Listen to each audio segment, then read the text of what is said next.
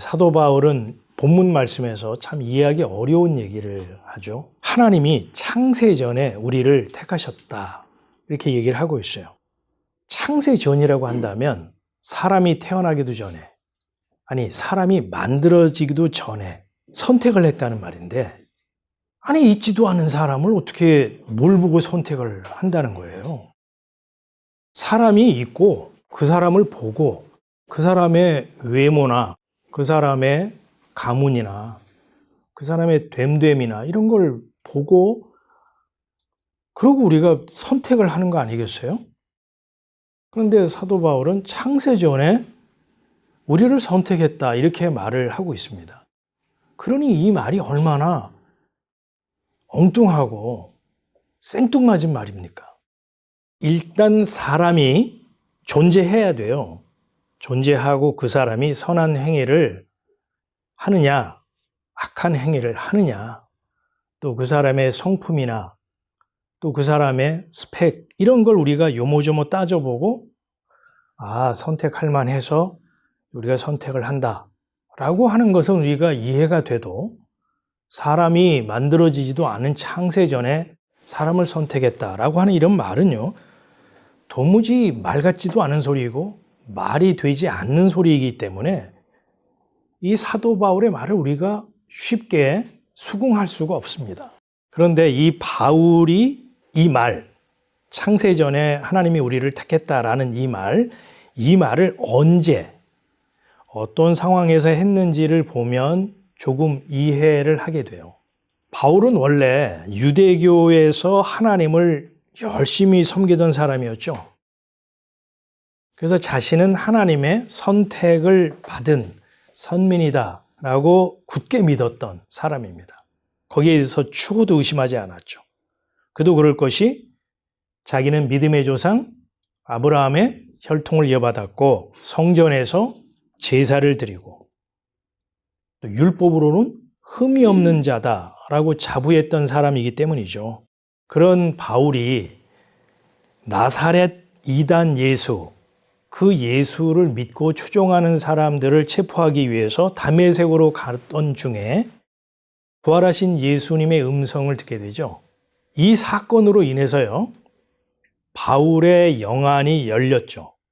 그래서 구약을 내가 지켜야 할 율법의 요구가 아니라 그리스도를 증거하고 기록한 것이구나를 깨닫게 됐어요. 그래서 그 즉시로요, 예수가 그리스도요, 하나님의 아들이다 이렇게 선포를 하고 증거를 했잖아요. 그제서야 바울이 이제 알게 된 거예요. 뭘 알게 됐느냐? 자신이 하나님의 선택을 받은 선민으로서 하나님의 일이라면 발벗고 나서서 충성스럽게 일하는 의로운 자라고 생각을 했지만 실은 하나님의 일을 회방하고 하나님을 대적하는 자라는 것을 알게 되었다는 거예요. 그래서 바울이 이렇게 고백을 합니다. 내가 전에는 회방자요, 핍박자요, 폭행자였으나 도리어 긍휼을 입은 것은 믿지 아니할 때에 알지 못하고 행하였습니다. 그와 같은 자를 찾아와서 영의 눈을 열어서 구약의 성경의 말씀이 무엇을 증거하는지 깨닫게 하시고 예수가 누구인지 바로 보게 하심은 불쌍히 여기신 긍휼을 베푸신 하나님의 은혜였습니다 라고 고백을 하고 있는 거죠.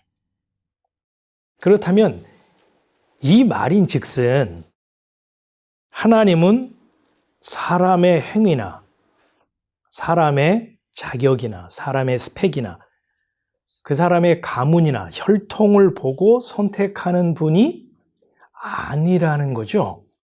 하나님이 사람을 선택하시는 유일한 기준은 불쌍히 여기심, 긍휼히 보심, 은혜라는 거예요. 모세에게 이르시되 내가 긍휼히 여길 자를 긍휼히 여기고 불쌍히 여길 자를 불쌍히 여기리라 하셨으니 그런즉 원하는 자로 말미암음도 아니요 다른 박질하는 자로 말미암도 아니요 오직 긍휼히 여기시는 하나님으로 말미암음이니라.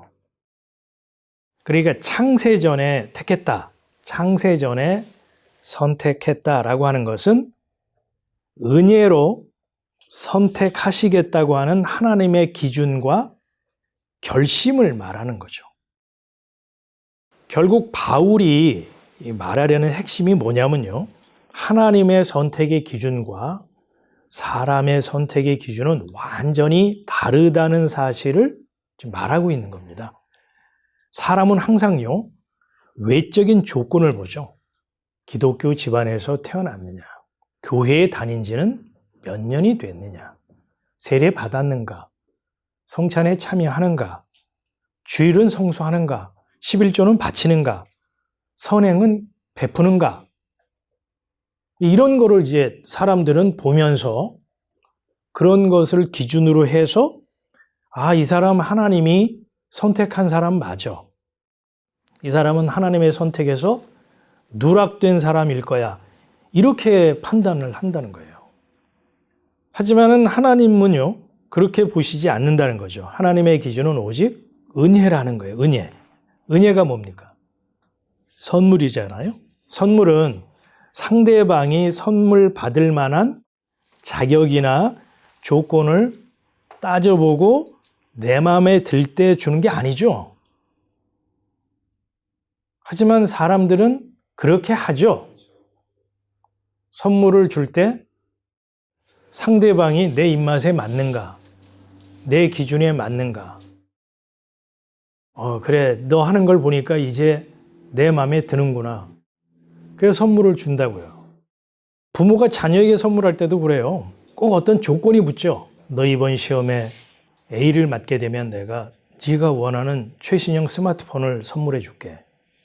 그리고 또 선물을 준비했다가도 차식이 부모의 속을 막 긁어놓으면 유보 안 주고 갖고 있다가 또 자식이 부모 마음에 좀 들게 설거지도 좀 하고 청소도 하고 부모님 말씀에 고분고분하게 반응하면 선물 받을만 하네 해서 이제 선물 꺼내서 옛다 선물이야 이렇게 주잖아요. 그게 사람이라고요. 근데 하나님은 그렇게 안 한다는 거예요, 일을. 그 사람의 됨됨이나 그 사람의 열심이나 그 사람의 스펙이나 이런 거를 보고 저울질 해가지고 너 선물 받을만 하구나 해서 그 사람을 선택하고 구원을 베푸시는 분이 아니라는 거예요.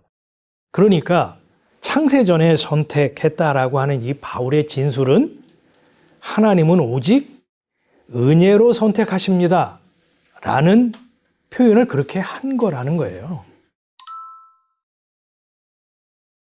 이쯤 이제 설교를 하게 되면 이제 여러분 가운데서 질문이 나와야 되는 거죠. 어떤 질문이 나와야 되느냐? 목사님, 그럼 제가 하나님으로부터 선택을 받았다는 걸 어떻게 알 수 있을까요?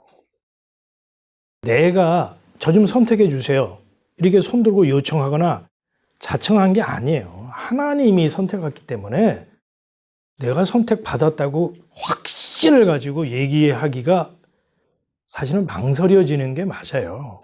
그래서요, 선택을 내가 받았느냐 받지 않았느냐라고 하는 것, 그것은요, 선택받은 자면 후차적으로 나중에 가서 자신이 선택받았다는 것을 조금씩 알아가게 돼요. 언제 알게 되느냐? 자기 입에서요, 이런 고백이 나올 때 내가 선택받았나 봐, 이런 느낌을 받게 돼요. 어떤 고백이냐? 나 같은 죄인까지 찾아오셔서 예수 피로 사해 주시고 이런 자를 하나님의 자녀 삼아 주시다니요.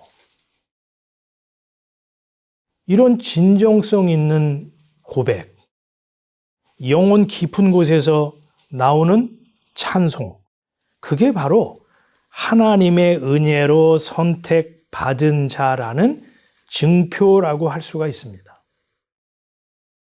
아마 여러분 주변에서 여러분에게 시비 걸고 딴지 거는 사람이 있을 수 있어요.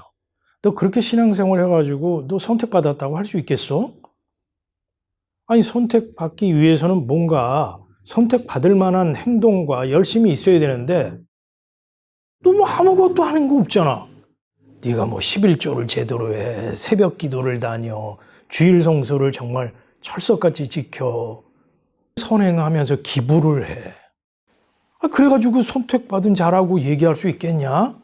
라고 주변에서 얘기할 사람들이 이제 많이 생겨날 거예요. 그럴 때 여러분은 동요하지 마시고 사도 바울의 진술, 에베소서 1장 4절 말씀을 묵상하시라는 거예요. 여러분이 무슨 행위를 하기도 전에, 열심을 부리기도 전에 은혜라는 기준으로 나를 불쌍히 여겨 선택하셨구나를 기억하시라는 거예요. 내 양말 빵꾸 났네.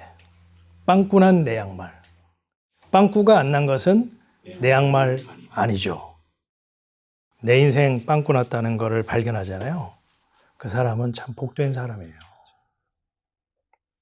왜냐하면 사람들은 자기 인생 빵꾸 난 양말인 줄도 모르고 명품인 줄 알고 멀쩡한 줄 알고 그거 신고 막 돌아다니면서 자랑하고요. 뽐내고 그렇게 하거든요. 근데 자기 인생에 양말 빵꾸 난 거를 보게 되면 그 사람은 이미 영안이 열려갖고 자신의 실상을 보게 된 사람이에요. 그래서 가죽옷이 필요하다는 걸 느끼게 되죠. 그런데 불행하게도 이 교회 안에 자기 힘으로요, 이 빵꾸 난 양말을 꿰매려고 하는 사람이 있어요. 그러면서 자기는 멀쩡하다는 거예요. 문제 없다는 거예요. 어떤 이는 빵꾸 난 줄도 모르고 그저 예배드리고 교회 다니고 봉사하고 헌금하고 그러면서 나는 선택받은 자 맞지? 이렇게 착각하는 교인도 상당수라는 거예요. 빵꾸 난 양말은 사람이 수선해서 신을 수 있고 착용할 수 있잖아요. 근데 인생 빵꾸 나면요, 그거는 어떻게 꿰맬 수가 없어요. 원상복구가 안 된다고요. 머리 깎는다고 해서 되는 게 아니에요. 40일 굶고 산에 가서 기도한다고 되는 게 아닙니다. 여러분이 돛 닦는다고 되는 게 아니에요. 아니, 이미 빵꾸가 났어요, 인생이. 하나님은 예수의 피 묻은 옷자락으로 그걸 덮어주세요. 어떻게 덮어주시냐? 빵꾸 난 구멍만 덮어주시는 게 아니고 양말 전체를 덮어주시는 거예요. 그게 창세기의 가죽옷이요, 슈트입니다. 머리부터 발끝까지 한 벌이에요. 그걸로 덮어주시고 입혀주시는 거예요. 그게 하나님의 긍휼이요, 하나님의 은혜인 거예요. 이처럼 은혜로 선택을 받은 사람의 입에서 나오는 고백과 찬양이 뭐냐면 앞서 불렀던 그 노래예요. 내 양말 빵꾸 났네. 빵꾸 났네 양말. 빵꾸가 안 난 것은 내 양말 아니죠. 빵꾸 난 걸 자랑한다는 것이 아니라 빵꾸 난 인생을 덮어주시는 그 하나님의 그 은혜를 자랑하고 감사하고 찬양한다는 거예요. 바로 그 사람이 하나님이 창세 전에 은혜로 선택하신 자입니다.